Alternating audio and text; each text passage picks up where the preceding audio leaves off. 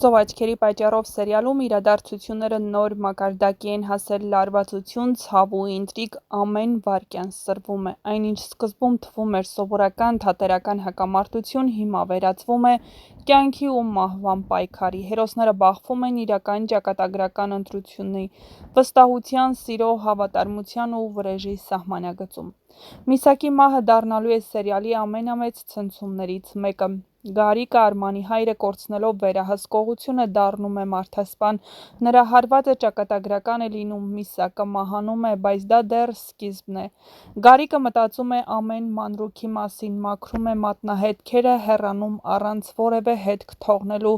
սակայն մի բան մոռանում է այն գումարը, որը Միսակը տպարանից վերցրել էր ու փոխանցել էր Գարիկին, դեռ այնտեղ էր սպանության վայրում գետնին թափված, և դա դառնալու է Գարիկի ամենամեծ սխալը։ Շուտով բացահայտվելու է ամեն ինչ, ոստիկանությունը հայտնաբերելու է գումարը Միսակի մահացած մարմնի կողքին, իսկ հաշիվը, որի վրա գումարն ուղարկվել էր, պատկանում է Արմանին, ողջ կասկածը կրկին ընկնելու է Արմանի վրա,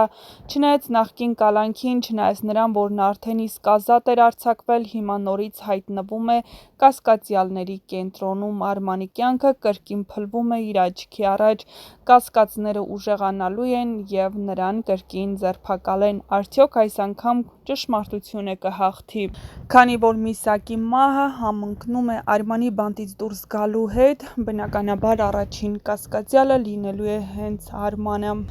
Գոռն ու Սառան, որոնք երկար պայքարում էին միմյանց կողքին լինելու համար, ի վերջո բաժանվում են, չկարողացան միմյանց հավատալ, չկարողացան վստահել, այն սիրո հիմքը, որը պետք է ամուր լիներ, փլվեց անվստահության վրա։ Սառայի լռությունն ու գոռի ցավն ավելի խորացրին անջրպետը։ Ռեբեկայի ճակատագիրն էլ այլևս նույնը չէ, նա փնտրում է հորը, ուզում է ամեն գնով գտնել նրան, որպեսզի հայրը պատմի ճշմարտությունը,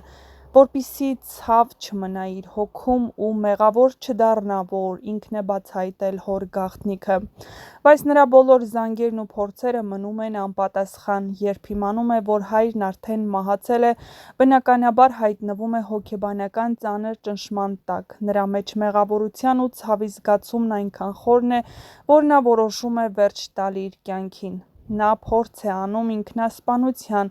բայց բախտի բերումով նրան հաջողվում է փրկել, բայց արդյոք նա կարող է երբևէ հաղթահարել այդ սարսափը։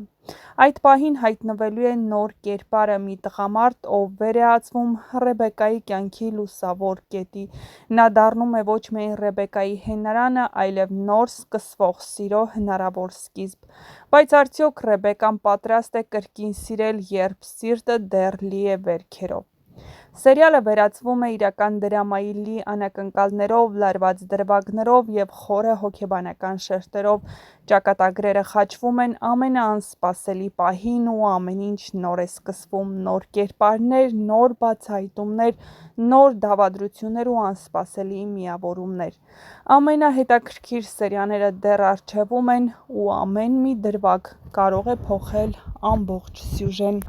Իսկ դուք այդ ընթացքում չմոռանաք բաժանորդագրվել մեր ալիքին, որպեսզի բաց չթողնեք ամենահետաքրքիր ու դիտարժան տեսանյութերը առաջինը դիտելու հնարավորությունը և իհարկե տեղեկանալու նոր սերիալների, սերիալներում կատարվող փոփոխությունների, շոու բիզնեսյան անցուդարձի մասին և ոչ միայն նշենք, որ ամենահետաքրքիր սերիալները դեռ առջևում են, այնպես որ մնացեք մեզ հետ, որպեսզի միասին բացահայտենք, թե ինչ է լինելու հետագա սերիալներում։ Բնականաբար Էլկան իրեն մեղավոր է զգում Սառայի առաջ, քանի որ նա անտեղի կասկածել է Սառային ու վիրավորել, նույնիսկ պապիկին ասել, որ նա խաբում է։ Սառան չհեռացավ տանից միայն այն պատճառով, որ գիտեր, որ մի օր ճշմարտությունը բացահայտվելու է,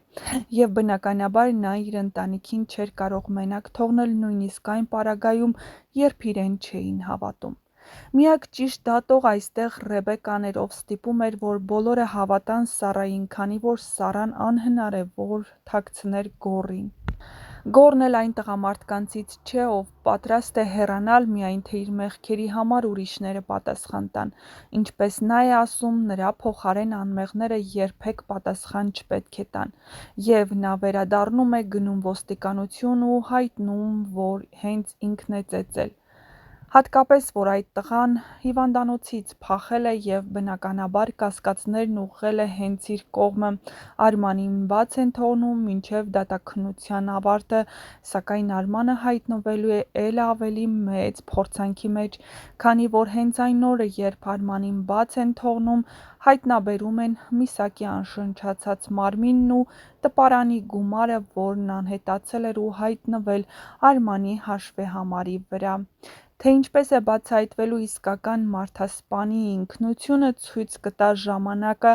բայց ամեն ինչ աշխատում է Արմանի ու Էլկային հակառակ։ Հատկապես, որ Սարոյանը Արմանին ասում է, որ Էլկայից պետք է հեռու մնա, քանի որ դեռևս Սարոյանը չգիտի ճշմարտությունը, չգիտի, թե այդ գումարն ինչպես է հայտնվել Արմանի հաշվի վրա։ Ինչ էլ լինի, Արմանը թաքցրել է, իսկ թաքցնելը Սարոյանն ընդունում է որպես խաբեություն։ Դե ինչ, մնացեք մեզ հետ, որպեսզի միասին բացահայտենք ամենահետաքրքիր կադրերը, գաղտնիքներն ու ինտրիգային տեսարանները։